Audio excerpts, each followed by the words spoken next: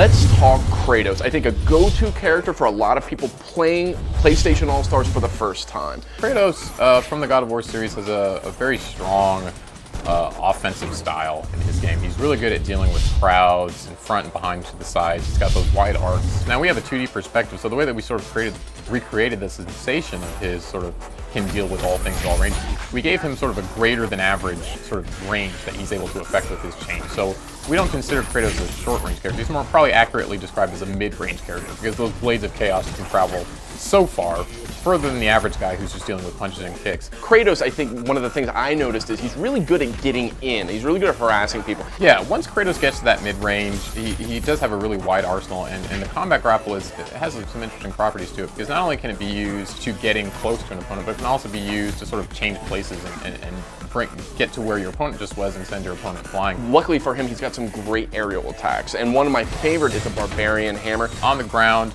has a long wind up. It does pretty good damage when it does finally land. Another thing, he's got a counter. That's not something you see in that much in PlayStation All-Stars. He's unique in that respect. He can do it in midair or on the ground. Golden Fleece is a little more predictive oriented in PlayStation All-Stars. It's something that you use in anticipation of an oncoming attack when you're really, really sure that that attack is going to come. Pretty mobile character too. He's got these Icarus wings. Not only can you use that to push characters up in the air, juggle them, you can use it in midair. As we know, all the characters have a double jump. He's essentially got a triple jump.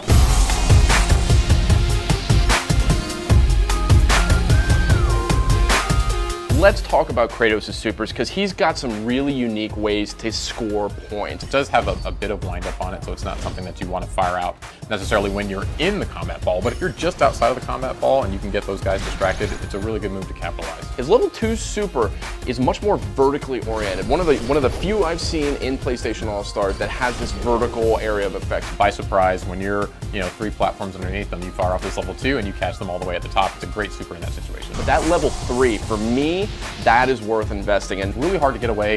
You can maybe get away on the first attack. You're not going to get away from that second attack.